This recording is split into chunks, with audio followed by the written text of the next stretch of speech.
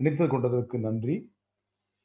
வாழ்க வையகம், வாழ்க வையகம், வாழ்க வளமுடன். குரு வாழ்க, குருவே துணை. இந்த வாய்ப்பை கொடுத்த இறையர்களுக்கும் குருவர்களுக்கும் எனது மனமார்ந்த நன்றி. நமது திருப்பூர் மண்டலத்தின் தலைவர் உள்ளிட்ட அனைத்து பொறுப்பாளர்களுக்கும், இங்கே கூடியிருக்கின்ற அனைத்து நல் உள்ளங்களுக்கும் நமது இறை மதன் ஐயாவர்களுக்கு ஒரு ஸ்பெஷல் நன்றி. இன்று நாம் ஒரு தலைப்பை சிந்திக்க இருக்கின்றோம். நான் சொல்ற விஷயம் எதுவுமே உங்களுக்கு தெரியாத விஷயம் கிடையாதுங்க. எல்லாமே நமக்கு தெரிந்த விஷயம்தான். ஒரு நினைவூட்டல். நாம் எதன்படி வாழ்ந்து கொண்டிருக்கின்றோம்? நாம் அனைவரும் ஒரு மகானின் குழந்தைகள், ஒரு பெரிய மகரிஷியின் குழந்தைகள். வேதாத்திரி மகரிஷி நமக்கு ஒரு பொக்கிஷத்தை கொடுத்திருக்கின்றார், வேதாத்திரியம். அதில் அவர் பெண்களுக்கு என்று ஒரு தனி இடத்தை கொடுத்திருக்கின்றார். நாம் நமது மனதில் நம்மை சார்ந்த பெண்களுக்கு அந்த இடத்தை கொடுத்திருக்கின்றோமா என்று நாம் ஒரு சிந்திக்க போகின்றோம். இது ஒரு நினைவூட்டலே, அறிவுரை அல்ல, ஒரு கட்டளை அல்ல. நாம் ஒரு சிந்தனை செய்ய போகின்றோம். பெண்ணினம் ஒரு பொக்கிஷம். இப்ப பாத்தீங்கன்னா, பெண்கள் இந்த உலகத்துல பல பரிமாணங்களில் நாம் பார்த்து கொண்டிருக்கின்றோம். பெண்கள் என்றாலே பிரச்சனைகளின் தாங்கி அதை வாழ்க்கை மூறாவும் சுமந்து கொண்டிருக்கின்றார் இருக்காங்க. பிறந்த காலத்திலிருந்து கடைசி வரை பெண்கள் என்றால் அவர் வாழ்க்கைப்படும் கஷ்டங்கள் சொல்லி மாளாது. ஒரு தாயாக இருக்கும் பொழுது கர்ப்ப கால பிரச்சனைகள் சொல்ல வேண்டியதில்லை. அது அவங்க அந்த படுகின்ற அந்த 10 மாதம், அதை தொடர்ந்து குழந்தை பெற்று எடுத்து பால் ஊட்டி சீராட்டி வளர்த்து வருகின்ற பிரச்சனைகள், ஒரு மனைவியாக செய்கின்ற தியாகங்கள், பல பிரச்சனைகளில் அவங்களுடைய சில வீடுகள் இருக்கின்றார்கள். ஒரு மகளாக இருக்கும் பொழுது பல வீடுகளில் மகளுக்கென்று ஒரு சிறிய இடம், ஒரு மகன் என்றால் ஒரு உயர்ந்த இடம். இன்று கூட பல வீடுகளில் ஆண் மகனுக்கு ஒரு தனி இடத்தை கொடுத்திருக்கின்றோம். ஒரு மகள் என்றால் அதற்கு ஒரு குறைந்த இடமாக கொடுத்திருக்கின்றோம். பல வீடுகளில் ஒரு மருமகள் ஒரு வேலையாளாக, ஒரு மரியாதை இல்லாத ஒரு நிலையில் இருந்து கொண்டிருக்கின்றார்கள். கல்லூரிக்கு பள்ளிக்கு கொலைகள் செல்கின்றார்கள். ஒரு பையன் ஒரு வீட்டில் இருக்கின்ற மகன் செல்லும் பொழுது அவனுக்கு நீ போய் அதை பண்ணிட்டு வா, இதை பண்ணிட்டு வா என்று உற்சாகப்படுத்துகின்றோம். நீ அந்த அதுக்கு போயிட்டு வா, அந்த ஸ்போர்ட்ஸுக்கு போயிட்டு வா, இந்த ஈவெண்ட்டுக்கு போயிட்டு வா, உனக்கு ஒரு டூர் வருதா, எக்ஸ்கர்ஷன் வருதா, நீ போயிட்டு வா, அப்படி உற்சாகப்படுத்துகின்றோம். ஆனால் அது பெண் என்றால் அங்க போகக்கூடாது, இங்க போகக்கூடாது, பார்த்து போ, இங்க போ, கட்டுப்பாடுகளோடையே அந்த குழந்தை வளர்க்கின்றோம். அப்ப என்ன ஆகுதுன்னா, அந்த சின்ன வயசுல இருந்து அந்த குழந்தை ஒரு பயத்தோடையே வளர்றாங்க. ஆனால் அந்த ஆண்மகன் என்ன பண்றாரு? தைரியமாக வளர்றாரு. பிற்காலத்தில் இது போன்ற பிரச்சனை வரும் பொழுது அந்த பெண் தைரியமாக வளர்கின்றார்களா இல்லையா பார்க்கும் பொழுது சில பிரச்சனைகள் வருகின்றது. ஒரு மாமியார் மருமகள் பிரச்சனை எல்லா குடும்பத்தையும் பார்க்கிறோம். மாமியார் மருமகள் ஒரு பெரிய ஒரு நிறைவேற்ற முடியாத ஒரு சண்டையாக இருக்கின்றது. பல வீடு பார்த்தீங்கன்னா பாட்டி, பல வீடுகள் ஒரு வேலையாளாக நிறைய பேர் பார்க்கிறேன். வெளிநாடுகளுக்கு போறாங்க.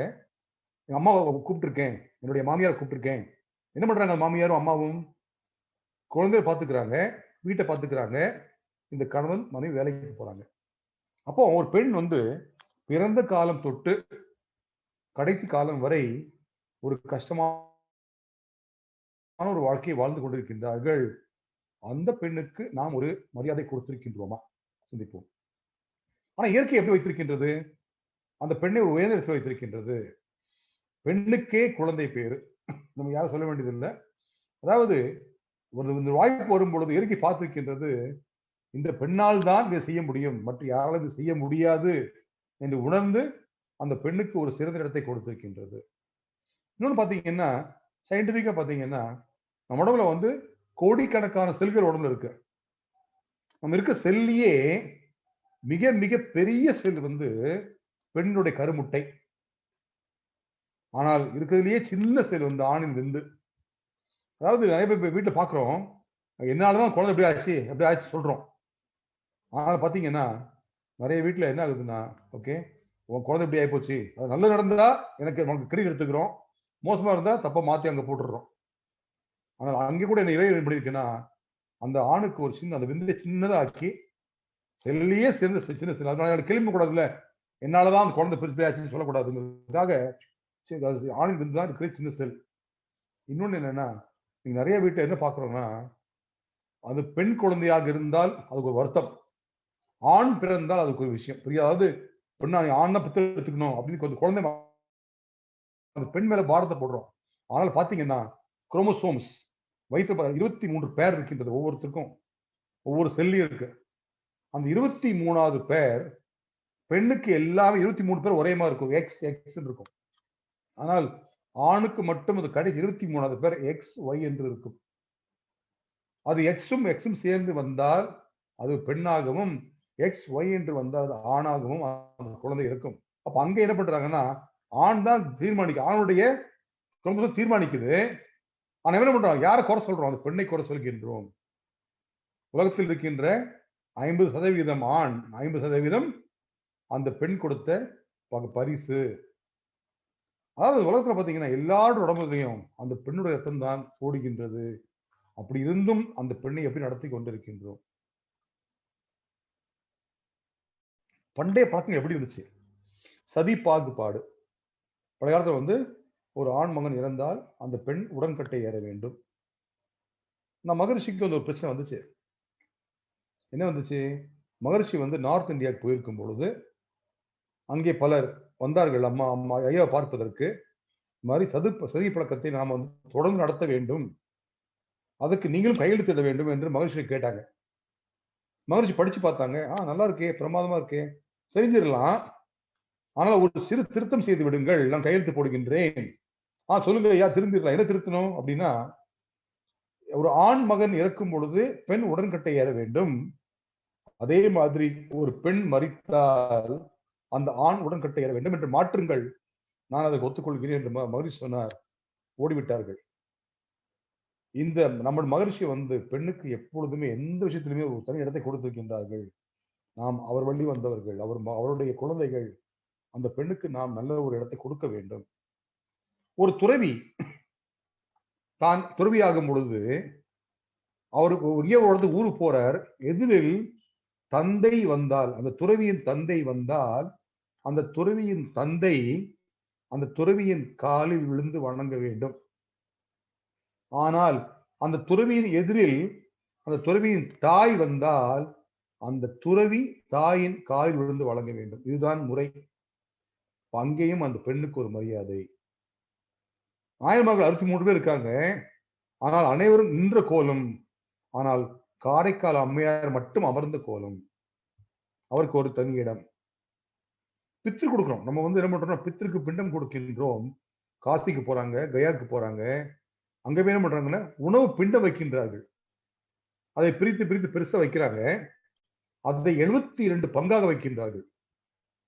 அந்த 72 பங்குல பாத்தீங்கன்னா 36 பங்கு அந்த தாய்க்காக தான், மீதம் 36 தான் தந்தைக்கு, பெற்றோர் இறந்த, அதாவது தாத்தா பாட்டி அந்த மூதாதையர்கள் அனைவருக்கும் சேர்த்து 36 தான். தாய்க்கு மட்டும் 50%, 36 பிண்டம். அங்கேயும் அந்த பெண்ணுக்கு ஒரு உயர்ந்த இடம். தத்தம் தருவது, தத்து கொடுப்பது, கல்யாணம் முடிஞ்சோன்னு இப்போ பழக்கம் இருக்கின்றது. ஒரு பெண்ணை என்ன பண்றோம், தத்து கொடுக்கின்றோம். அந்த பெண்ணை வந்து தாரை வார்த்து கொடுக்கின்றோம். மகரிஷிக்கு பிடிக்காத ஒரு பழக்கம். மாதிரி சொல்றாங்க. அந்த காலத்துல அப்படி இருந்துச்சு. அந்த காலங்கள் வேறு மாதிரி இருந்துச்சு. இப்ப மாறவில்லை, இன்னும் மாறவில்லை, இன்னும் கொடுத்து கொண்டிருக்கின்றோம். பெண்ணே, அதாவது ஒரு நாள் எங்க வீட்டுல நானும் என் மனைவிக்கும் ஒரு சின்ன ஒரு வாக்குவாதம் வந்தது. நான் என் மனைவிட சொன்னேன், நீ ஒரு முட்டாள் என்று சொன்னேன். உடனே என் பெண் மனைவி என்ன சொன்னாங்க, என்ன கேட்டு என்னை பார்த்து, நான் முட்டாள் என்றால் நீ அடிமுட்டாள் என்று சொன்னார்கள். எனக்கு விளங்கவில்லை. யோசித்து பார்த்தேன். ஆம், நிச்சயமாக பெண்கள் அனைவரும் முட்டாள்கள் தான். தவறாக நினைக்காதீர்கள், விளக்கம் சொல்கின்றேன். ஏன் அவர்கள் முட்டாள் என்று சொல்கிறேன் என்றால், முட்டாள் என்றால் யார்? நம்ம ஊர்ல எல்லாம் கோவிலுக்கு செல்கின்றோம், கோவில வந்து தேர் இழுக்கிறாங்க. தேருக்கு முட்டு கொடுப்ப ஆள் இருப்பாங்க. முட்டு கொடுப்பாங்க. ஒரு பெரிய ஒரு மரத்தை வைத்து, ஒரு கட்டையை வைத்து அந்த தேருக்கு முட்டு கொடுப்பாங்க. அவங்களுக்கு பேர் முட்டாள். முட்டு ஆள். அதே மாதிரி சப்பரம் தூக்குவாங்க கோவில்கள்ல. சப்பரத்தை நிறுத்தும் பொழுது சப்பரம் கீழே விழாமல் அழுகையாக இருப்பதற்காக ஒரு முட்டு கொம்பு கொடுப்பார்கள். அவர்களுக்கு பேரு முட்டாள்கள். ஆம் பெண்ணே, நீ ஒரு முட்டாள். ஏனென்றால் இந்த உலகத்தையே, உன் குடும்ப உலகத்தையே உன் தோளில் சுமந்து நீ அந்த குடும்பத்துக்கு ஒரு முட்டு ஆளாக இருந்து அந்த குடும்பத்தை வழிநடத்துகிறாய்.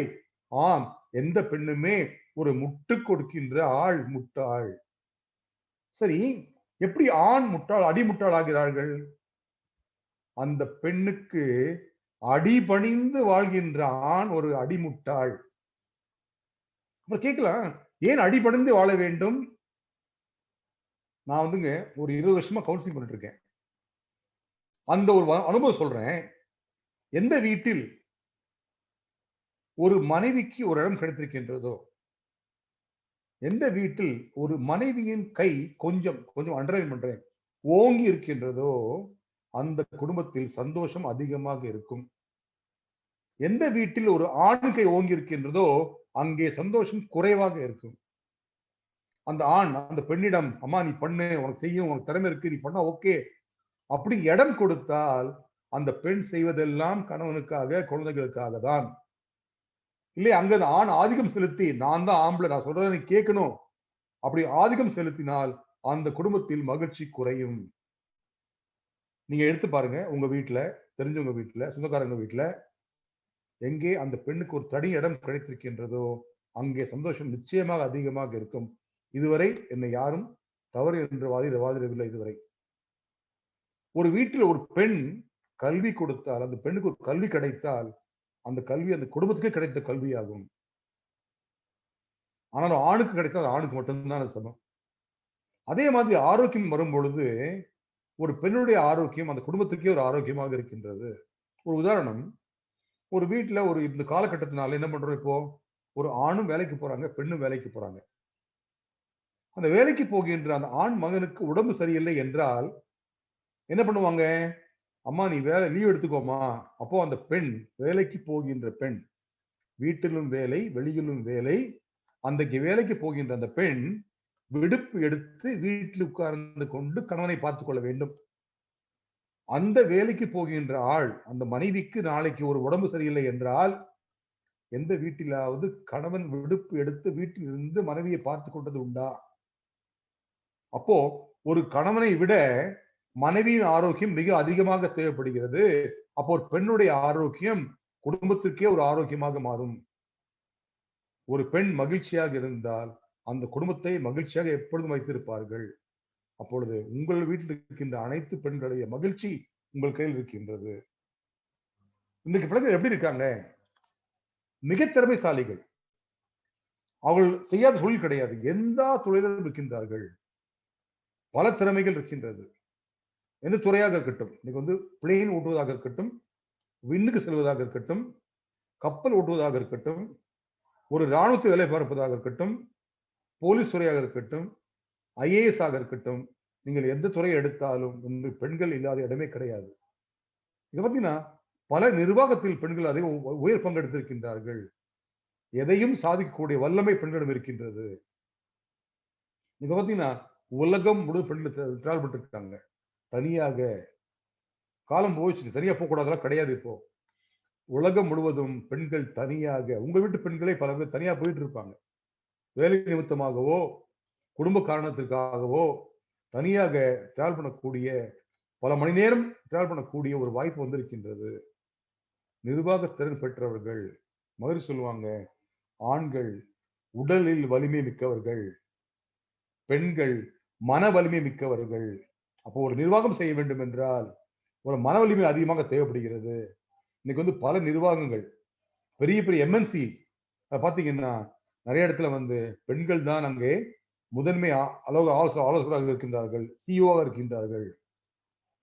பல பணிகளை, அதாவது பெண் என்ன பண்றாங்க, வீட்டு வேலை பார்க்கறாங்க, ஆபீஸ் வேலை பார்க்கறாங்க, பிள்ளைகளை பார்த்துக்கிறாங்க, கணவனை பார்த்துக்கிறாங்க. பல பொறுப்பில் இருக்கின்றார்கள் இந்த பெண்கள் இருந்து. இன்றைய பெண்கள் உயர்ந்திருக்கின்றார்கள், சிறந்திருக்கின்றார்கள், சாதித்திருக்கின்றார்கள். ஆனால் நாம் பெண்களை எப்படி நடத்துகின்றோம்? பெண்களை ஒரு போகப் பொருளாக, பெண்கள் என்றால் போகத்திற்காக, எனக்கு வந்து என்னுடைய தேவைக்காக தான் பயன்படுத்தப் போகின்றேன். பல வீடுகளில் பெண் ஒரு வேலை செய்யும் இயந்திரமாக இருக்கின்றார்கள். வீட்டுக்கு வேலை, அதாவது உதாரணத்திற்கு வீட்டுக்கு வரோம், ஒரு கணவன் வீட்டுக்கு போறார், வேலைக்கு போறார், சாயங்காலம் வீட்டுக்கு வரார், வந்த உடனே சேர்ல உட்காந்துக்கிறார், உட்காந்து காஃபி கொண்டா அப்படி ஒரு அதிகாரம், ஆதிக்கம். அந்த பெண் காலையிலிருந்து வேலையை முடிச்சுட்டு வேலை அலுவலகத்துக்கு வேலைக்கு போயிட்டு வந்திருப்பாங்க. இதை நம்ம ஆண்மகன் உணர்வது கிடையாது. அந்த பெண்ணுக்கு ஒரு மரியாதை கொடுக்காமல் அது ஒரு வேலை செய்ய இயந்திரமாக மாற்றிக் கொண்டிருக்கின்றோம். பணம் சம்பாதிக்கும் கருவியாக இந்த காலத்தின் கட்டாயம் பெண்கள் வேலைக்கு போக வேண்டிய சூழ்நிலை இருக்கின்றது. சரி, பரவாயில்ல, ஆனால் சரிசம இடம் கொடுத்திருக்கின்றோமா? கொடுப்பதில்லை. ஆணுக்கு அடிமையாக பல குடும்பத்தில் அந்த பெண்கள் ஆணுக்கு அடிமையாக கருதப்படுகின்றார்கள். அதை மாற்ற வேண்டும். குழந்தைகளுக்கு ஒரு வேலையாளாக பல குழந்தைகள் தாயை மதிப்பதில்லை. நிறைய பேர் பார்க்கிறேன் நான் இன்னைக்கு வந்து குழந்தை அம்மா என்றால் ஒரு மரியாதை இல்லாமல் நடத்தப்படுகின்றது குடும்பம் நிறைய இருக்கின்றது. ஆனா பெண்களுக்கு என்ன வேணும்? இந்த பெண்களுக்கு என்ன வேணும்? நிறைய நகை வேண்டும், பணம் வேண்டும், பொருள் வேண்டும். அப்படியா? நிச்சயமாக இல்லை. அதெல்லாம் வேண்டும், ஆனால் அது முக்கியம் கிடையாது. என்ன வேண்டும் அவர்களுக்கு? ஆசையான அன்பான வார்த்தை. இப்போ அந்த பெண் வீட்டு ஒரு இல்லத்தரசியா இருக்காங்க. அந்த ஆண் மகன் வீட்டுக்கு வேலைக்கு போறார். இந்த மனைவியானவள் வீட்டுல குழந்தைங்க ஸ்கூலுக்கு போயாச்சு, கணவர் வீட்டுக்கு வேலைக்கு போயாச்சு. காலையிலிருந்து சாயங்காலம் வரை வீட்டு வேலைகளை பார்த்து அனைத்து பொருட்களையும் சிவனை செய்து என் கணவன் வருவார், நல்லான 2 வார்த்தை பேசுவார் என்று ஒரு ஆசையோடு இருக்கின்றார்கள். வந்த உடனே அவர் என்ன பண்றாரு? அப்படி உட்கார்ந்துட்டு அப்படி ஹாயா காஃபி கொடுக்க கேட்டா எப்படி இருக்கும்? அதுக்கு பதிலாக வந்த உடனே தோல்ல ஒரு கையை போட்டு, என்னம்மா சாப்பிட்டியம்மா, நல்லா இருக்கியம்மா, இந்த ஆசையான வார்த்தை தான் அந்த பெண் எதிர்பார்க்கின்றார்கள். ஒரு அரவணைப்பு, ஒரு கிண்டல், ஒரு கேலி, ஒரு ஜாலியா. அப்படி இருந்தா அந்த குடும்பத்துல வந்து அந்த மகிழ்ச்சி தாண்டவம் ஆடும். பெண்களுக்கு திறமை மிக அதிகமாக இருக்கின்றது. இன்று அனைத்து பெண்ணும் படித்து விட்டார்கள். கல்லூரிக்கு போயிருக்காங்க, அதாவது பிஜி படிக்கிறாங்க, யூஜி படிக்கிறாங்க, மேல படிச்சிருக்காங்க, நிறைய படிச்சிருக்காங்க. அந்த திறமையை பயன்படுத்தக்கூடிய ஒரு ஊக்கம் வீட்டில் கொடுக்கப்பட வேண்டும். நிறைய இடத்துல பொறுப்பை பகிர்வது கிடையாது. சமீபத்தில் ஒரு கணவன் மனைவி வந்திருந்தாங்க. ஒரு இளம் கணவன் மனைவி. அவருக்கு வந்து 29 வயசு, இந்த பெண்ணுக்கு 24 வயது. திருமணம் முடிந்து 2 வயது தான், 2 வருஷம் தான் ஆச்சு. வந்து 2 பேரும் பேசுறாங்க. 2 பேருக்கும் கொஞ்சம் ஒரு மனத்தாங்கல், மன வருத்தம். அப்போ அவர் சொல்றாரு, என்ன 2 பேரும் வேலை பார்க்கறாங்க, 2 பேரும் வேலைக்கு போறாங்க, 2 பேரும் நல்லா சம்பாதிக்கிறாங்க. அவர் சொல்றார், என் மனைவி என்னை பார்த்துக் கொள்வதில்லை என்று சொன்னார்.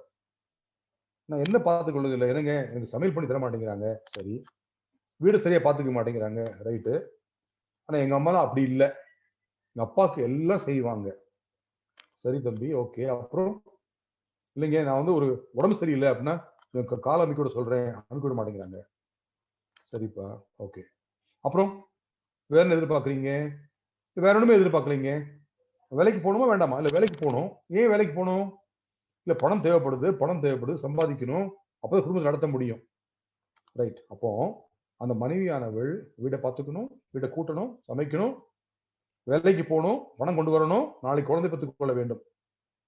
ஆனா உங்க அம்மா படிச்சாங்களா? படிக்கல. அம்மா வேலைக்கு போறாங்களா? போகல. அவ எப்படி நீங்க அம்மாவை கம்பேர் பண்ண முடியும்? உணர்தல் இல்லை, சொல்லிக் கொடுக்க தாய் இல்லை. தாய் இருக்காங்க, தப்பா சொல்லி கொடுக்குறாங்க. அப்போ அந்த பெண்ணுக்கு வீட்டுல என்ன பண்ணணும்? என் மனைவி வேலை பார்க்குறேன், நானும் வேலை பார்க்குறேன், நீங்க வேலையை சமைக்கிறியம்மா, நான் வீடை கூட்டுறேன், நீ அந்த இதை பார்த்து நான் இந்த வேலையை பார்க்குறேன், ஒரு நாள் வெளியே போய் சாப்பிடலாம், ஒரு நாள் இந்த பொறுப்பு நானும் சேர்ந்து செய்யறேன், ஒரு நாள் நான் சமைக்கிறேன், காய் நட்டி கொடுக்குறேன், பாத்திரம் கழுவி கொடுக்குறேன். இது மாதிரி ஒரு பொறுப்பை பகிர்ந்து கொண்டால் அந்த பெண் வாழ்க்கையில் உயர்வார்கள், சிறப்பார்கள், அந்த குடும்பத்தை உயர்த்துவார்கள். பெண்ணின் பெருமையை உணர்ந்தவர் நம்ம மகிழ்ச்சியோட பெற்ற கிடையாதுங்க. அவரை விட பிரமாதமாக யாராலும் சொல்லவே முடியாது. வாழ்க்கையானது ஆண் பெண் 2 பேரும் சேர்ந்த வாழ்க்கை நடக்குது. ஆனா எப்படி இருந்தாலும் நீங்க எப்படி நடத்துறோம்? பெண்ணை மிகவும் இழிவாகவும், தாழ்த்தியும் ஆணை மட்டும் இந்த பெரிய உயர்ந்த மாதிரி சமுதாயம் ஆக்கிவிட்டது. இந்த குறைபாடு நிச்சயமாக மாற வேண்டும், தீர வேண்டும். ஓகே, அதுதான் நம்ம வந்து நம்மளாம் மகிழ்ச்சியின் குழந்தைகள். மத்த எல்லாரையும் விட்டுறலாம். நான் சொல்றேன் எல்லாரையும் விட்டுருவோம். நம்ம எப்படி இருக்கோம்? இப்போ ஒரு 400 பேர் இருக்கீங்க. அந்த 400 பேர் எப்படி இருக்கோம் பார்ப்போம். ஒரு கூட்டத்துல வந்து இன்னைக்கு வந்து குழந்தைகள் ரொம்ப ஆசையா இருக்கணும், அறிவா இருக்கணும், ஆற்றலோடு இருக்க வேண்டும் என்று ஆசைப்படுகின்றோம். எல்லாருக்கும் ஆசை, நாளைக்கு குழந்தை பெற்றுக்கணும், அந்த குழந்தை என்னை விட அறிவில் அதிகமாக இருக்க வேண்டும். எல்லாருக்கும் ஆசை தான், தவறே கிடையாது. உங்கள் குழந்தை அறிவோடு ஆற்றலோடு அழகாக இருக்க வேண்டும் என்றால் அதற்கு யார் பொறுப்பு? அந்த கணவனும் பொறுப்பு, மனைவியும் பொறுப்பு. நான் வந்து பல குழந்தைகள் கவுன்சிலிங் பண்றேன். எந்த குழந்தைகள்னா ஸ்பெஷல் குழந்தைகள், ஆட்டிசம், செரிபிரல் பால்சி, அதாவது மூளை வளர்ச்சி குழந்தை குழந்தைகள், பேச்சுத்திறன் இல்லாத குழந்தைகள், அதாவது குறைபாடு உள்ள குழந்தைகள் பார்க்கிறேன். இது வரைக்கும் அந்த குழந்தைகளுக்கு அது அப்படியே ஆச்சு அப்படின்னு இன்னும் ஆராய்ச்சி கண்டுபிடிக்கவில்லை.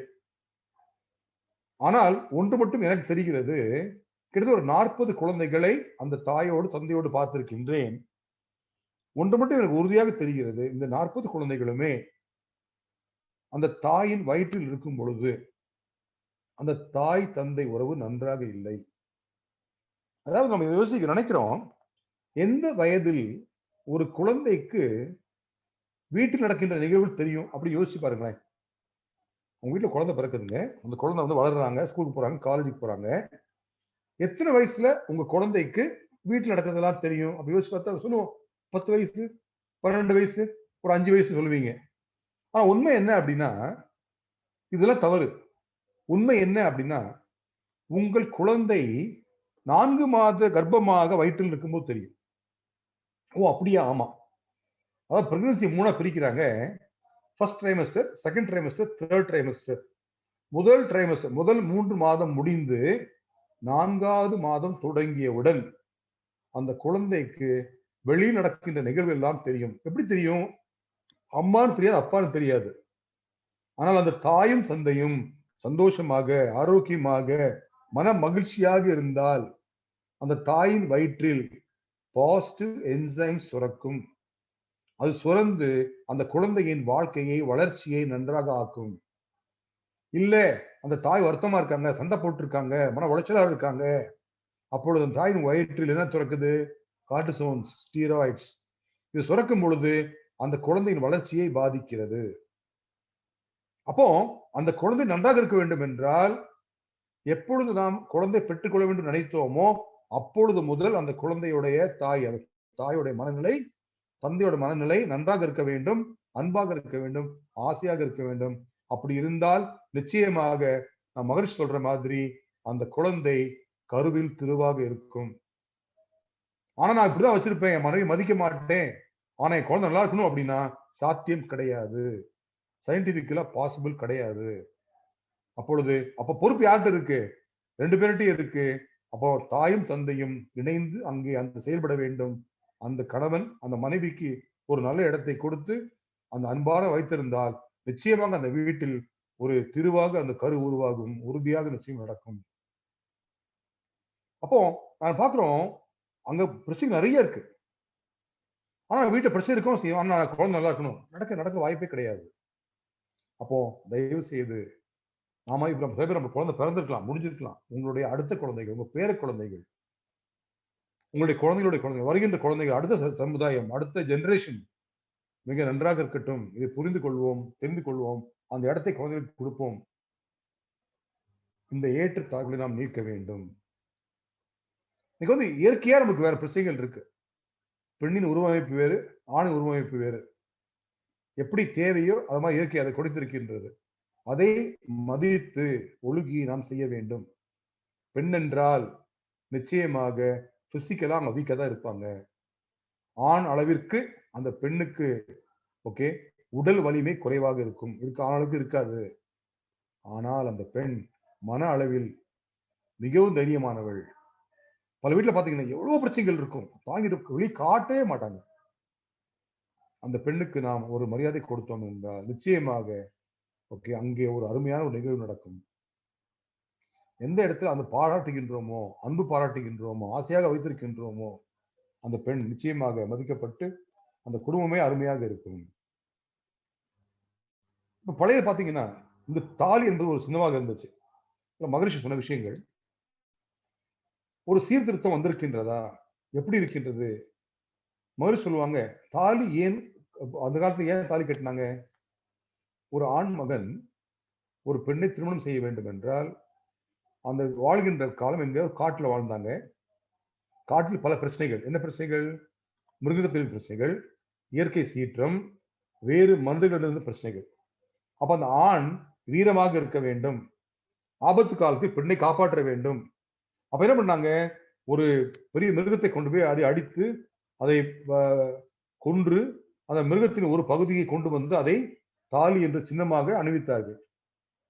அது அப்படியே பழகி பழகி என்ன ஆகி போச்சு இப்போ? அது தங்கத்துல இருக்கணும், இத்தனை பவுண்ட் இருக்கணும், அத்தனை பவுண்ட் இருக்கணும், 30 பவுண்ட், 40 பவுண்ட் இருக்கணும், 200 பவுண்ட், 300 பவுண்ட், 2 கிலோ, 3 கிலோ இருக்கணும்னு ஆகி போச்சு. அப்போ அந்த சினிமானது வந்து பெண்ணுக்கு ஒரு பெரிய பிரச்சனையாகி விட்டது. திருமணம் முடிஞ்சாச்சு. முடிஞ்ச பிறகு உங்க வீடு எவ்வளவு எத்தனை பவுண்ட் போட்டாங்க? ஏன் குறைச்சு போட்டாங்க, கூட்டி போட்டாங்க? அப்ப திருப்பி போய் வாங்கிட்டு வா, அது வாங்கிட்டு வா. இப்படி பல இடத்தில் பார்க்கின்றோம். இன்னைக்கு வந்து உலகம் முழுவதும் இந்த பிரச்சனை நம் நாட்டில் மட்டுமல்ல, பல இடங்களில் இருக்கின்றது. நம்ம வந்து இந்த இடத்துல சிக்கனத்தை கொண்டு வர வேண்டும். இந்த கோவிட் ஒரு நல்ல விஷயமா போச்சு. இந்த விஷயத்துல கோவிட் நல்ல விஷயம். பல திருமணங்கள் என்ன ஆகி போச்சு? எளிமையான திருமணம். 50 பேர் மேல போகக்கூடாது, பெரிய மண்டபம் எடுக்கக்கூடாது, சிம்பிளாக இருக்க வேண்டும் என்று இந்த இயற்கையே அதுக்கு அது வழிகாட்டி கொடுத்திருக்கின்றது. இது கண்டிப்பாக வருகின்ற நாட்களில் திருமணங்கள் மிகவும் குறைந்த ஒரு சீர்திருத்திய கருந்தமாக வாழும் என்று ஒரு நம்பிக்கையோடு இருக்கின்றேன். சரி, கற்பு நெறி. கற்பு நெறி யாருக்கு முக்கியம்? கற்பு என்பது 2 பேருக்கு பொதுவான விஷயம். மாதிரி சொல்றாங்க, விந்து நாதம் சேரும் பொழுது அது சுவரி போகவோ அல்லது வெளியேறவோ 1 மாதம் ஆனாலும் ஆகும். இந்த நேரத்தில் வேறு உத்து அங்க சேர்ந்துச்சுன்னா அது கிருமியாக மாறி அந்த பெண்ணை பாதிக்கும், கர்ப்பப்பையை பாதிக்கும், பல நோய்கள் வந்துவிடும். அப்ப கற்பு நீர் என்பது பெண்ணுக்கு ஒரு முக்கியமான ஒரு விஷயம். அது ஒரு கடவுள் தன்மையாக மகிழ்ச்சி பார்க்கிறாங்க. அதை இங்கே பார்த்தோம்னா கற்பதனை காப்பாற்ற இருபாலருக்கும் கடமை. பொதுவே எனினும் தவறிவிட்டால் அற்புதமாம் இயற்கையிலே அமைந்த வேகம் ஆணை விட்டுரும். ராஜா மாதிரி இருப்பார். பெண்ணுக்கே சின்னம் வைக்கும். கற்புத்திறன் போலே அவன் உலாவ சமூகத்தால் தூற்றப்படுவாள். அதனால் நற்பண்பாம் கற்பொழுங்கை உயிரின் மேலாய் நாடுகின்றார் அறிவுடைய பெண்கள் எல்லாம். ஆனா ஆக்சுவலா பாத்தீங்கன்னா இந்த கற்பு என்பது ஆணுக்கும் பொது, பெண்ணுக்கும் பொது. ஆனால் இந்த பிரச்சனையில வந்து அதிக பாதிக்கப்படுவது பெண்கள் தான். அப்போ அந்த ஆண் மகன் பார்க்கணும், நிறைய பிரச்சனைகளை பார்க்கணும். இன்னைக்கு வந்து இன்னைக்கு வந்து நான் நிறைய கவுன்சிலிங் பண்ணும்போது சில பார்க்கிறேன். அதாவது குழந்தைகள் பெரிய அடுத்த குழந்தைங்க பார்த்தீங்கன்னா கிட்டத்தட்ட ஒரு 70%, ஒரு 60%, 60-70% பார்த்தீங்கன்னா எங்கேயாவது ஒரு பிரச்சனை வருது. குழந்தையா இருக்கும் பொழுது 18 வயசு பூர்த்தி ஆவதற்கு முன்னால் ஓகே ஒரு பாலின பிரச்சனைகள் நிறைய வருகிறது. அதுல வந்து 70% யாரு செய்யறா அப்படின்னா சொந்தக்காரங்க, நெருங்கிய நண்பர்கள், வீட்டில் இருக்கவங்க அந்த பெண்ணுக்கு கஷ்டத்தை கொடுக்குறாங்க. இது பெண் மட்டுமல்ல, ஆண்களும் பாதிக்கப்படுகிறார்கள், ஆண் குழந்தைகள் பாதிக்கப்படுகிறார்கள். அதிகம் பாதிக்கப்படுது பெண் குழந்தைகள் தான். அப்போ நான் பார்த்தோம்னா அது வந்து கூட சொந்தக்காரங்களா இருக்கும், நெருங்கிய சொந்தமாக இருக்கும், அப்பாவுடைய அம்மாவுடைய நட்பு வட்டாரமாக இருக்கலாம், வீட்டுக்கு வந்து போற ஆட்களாக இருக்கலாம். தெரிந்த வட்டாரங்கள் தான் 70%. 70% வந்து பண்றது அவங்க தான். அப்ப அந்த பெண்ணை நாம் போற்றி பாதுகாத்து ஒரு சின்ன மாற்றம் வந்தாலும் உடனே நம்ம சரி செய்ய விட வேண்டும். நிறைய வீட்டுல நான் பாக்குறேன், ஒரு பெண் கம்ப்ளைண்ட் பண்றாங்க, எனக்கு ஒரு பிரச்சனை இருக்கு, இந்த பையன் கிண்டல் பண்றான், கேலி பண்றான்.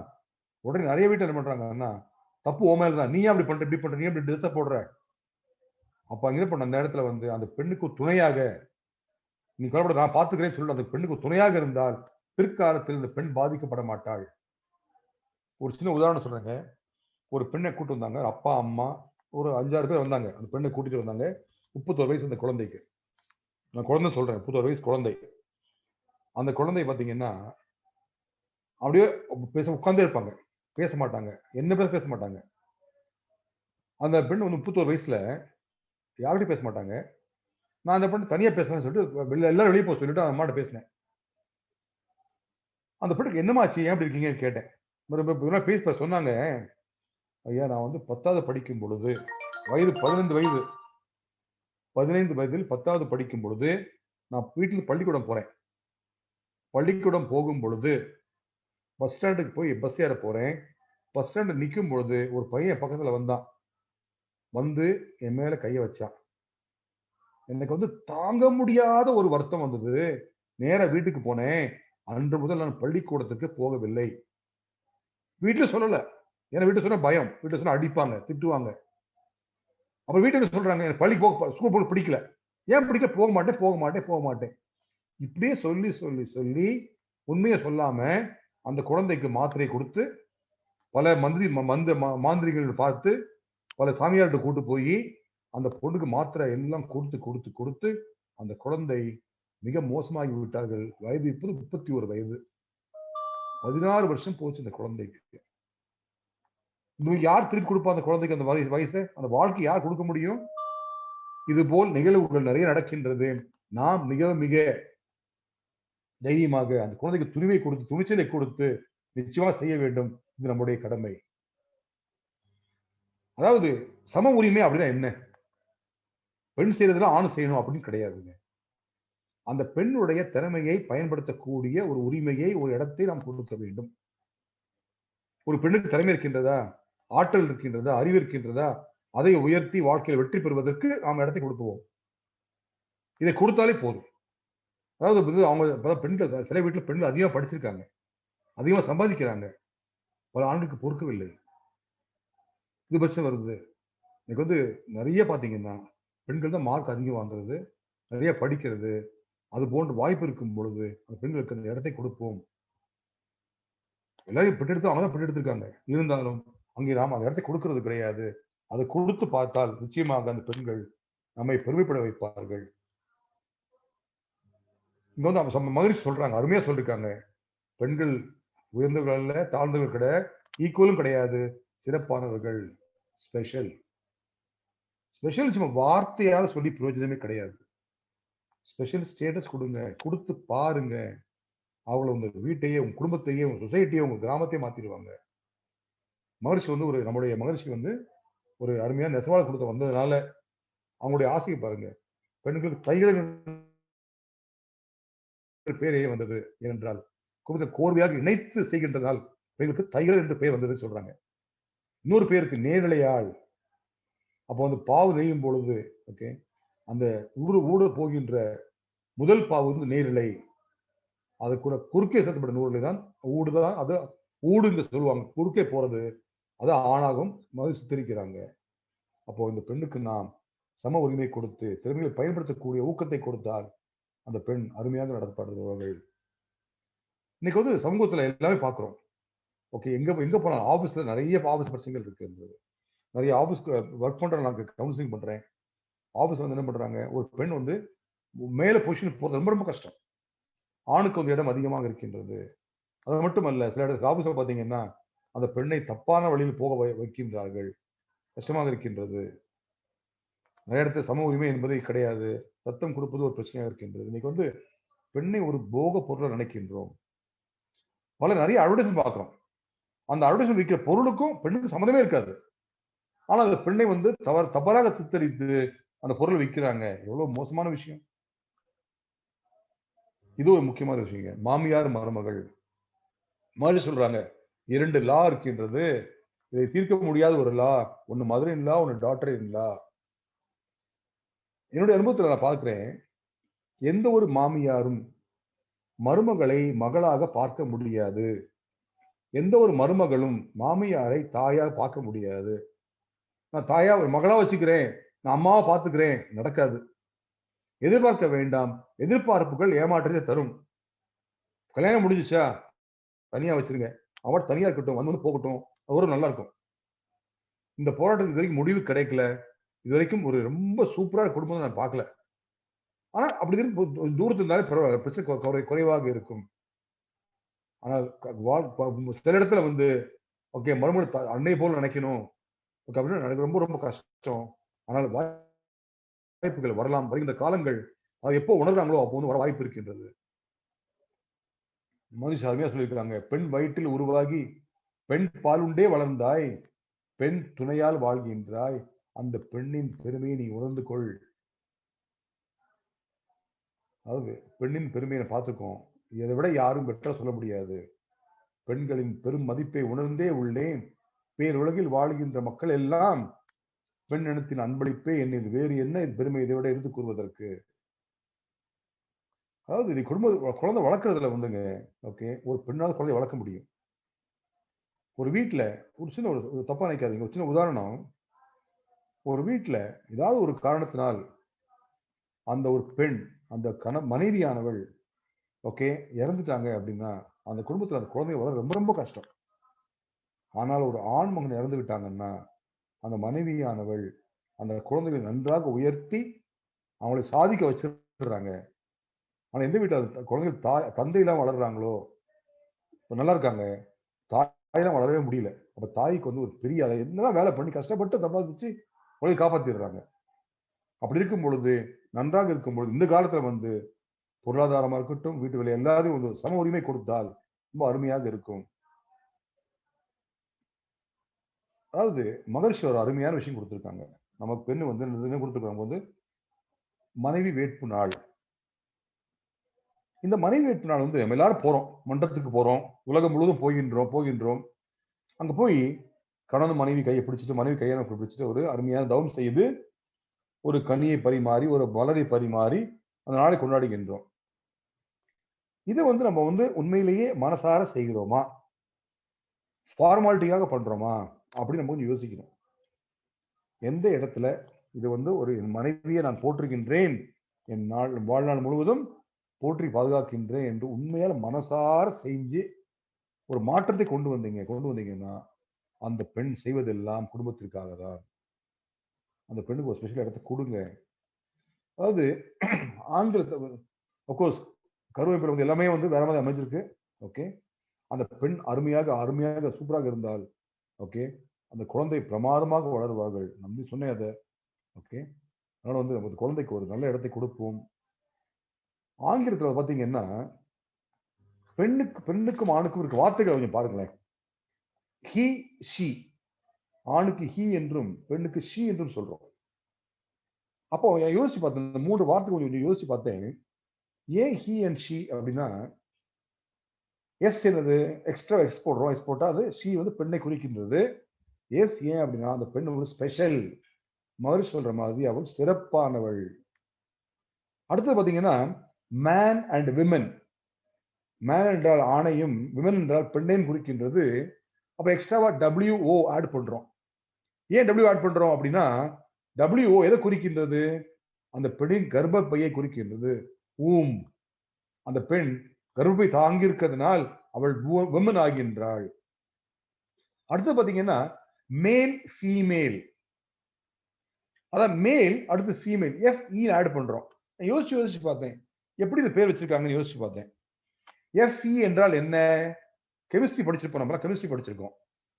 கெமிஸ்ட்ரி FE என்னன்னா அயன், இரும்புடைய பேர் FE சொல்றது சிம்பிள், இரும்புடைய சிம்பிள் FE. அப்போ ஏன் அந்த பேர் வச்சிருக்காங்க அப்படின்னா, அந்த பெண் இரும்பு போல் ஒரு ஸ்ட்ராங் ஆன மனம் கொண்டவள், அவளால் எந்த பிரச்சனையும் தாங்க முடியும்.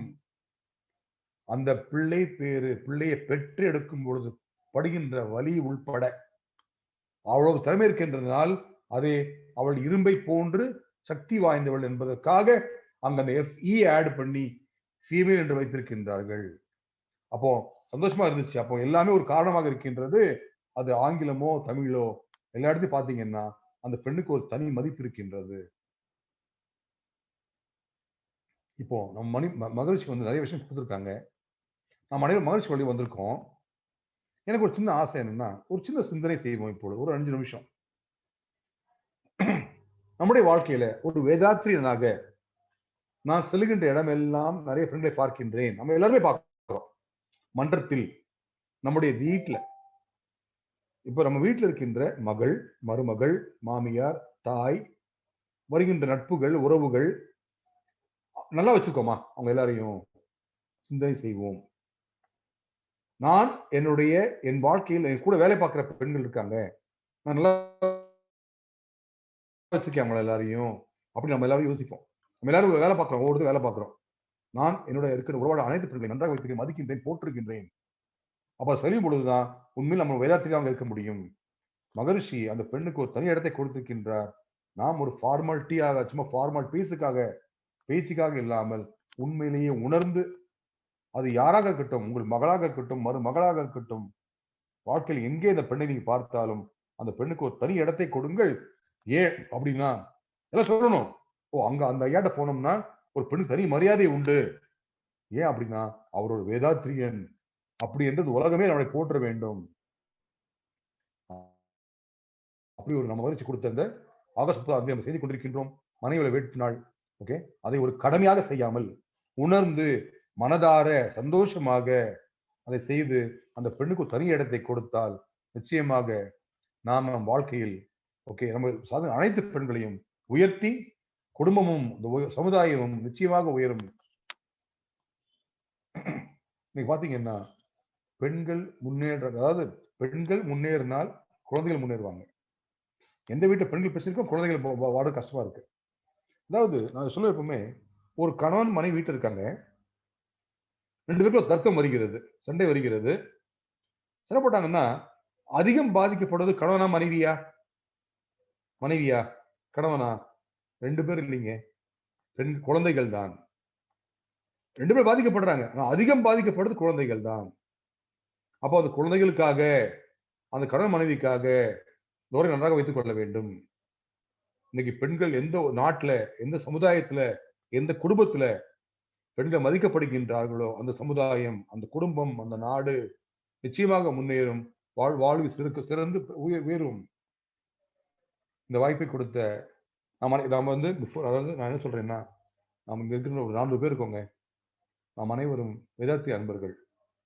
நம்ம வாழ்க்கையில பல பெண்களை பல ரூபங்களை சந்தித்துக் கொண்டிருக்கின்றோம். மத்த எல்லாரையும் விட்டுறலாம். என்னுடைய வீட்டுல இருக்கின்ற என் மகள், என் மருமகள், என் தாய், என் மாமியார், என் நட்பு, நான் சார்ந்த சமுதாயத்தில் இருக்கின்ற பெண்கள், நம் மண்டலத்தில் இருக்க பொறுப்பாளர்கள் அனைவருக்கும் நாம் ஒரு தனி இடத்தை கொடுத்து நாம் ஒரு வேதாத்திரியன் என்பதை நிரூபித்து நாம் மகானின் அன்பு குழந்தைகள் என்பதை ஊர்ஜிதம் செய்து கொள்வோம். அதற்காக இன்று நாம் ஒரு சூழலை எடுத்துக் கொள்வோம் என்று கேட்டுக்கொண்டு இந்த வாய்ப்பை கொடுத்த அனைத்து நல் உள்ளங்களுக்கும் எனது மனமார்ந்த நன்றி. வாழ்க வளமுடன். கேள்விகள் இருந்தா கேளுங்க, நான் தெரிஞ்சா பதில் சொல்றேங்க. நான் சென்னையில் இருக்கேன், என்னை யாரை பார்க்க வரணும் கேட்க வரணும்னா என்னை கூப்பிடலாம். நன்றி. வாழ்க வளமுடன் ஐயா. நன்றிங்க ஐயா, மிக்க நன்றி, மிக்க நன்றி. வாழ்க வையகம்.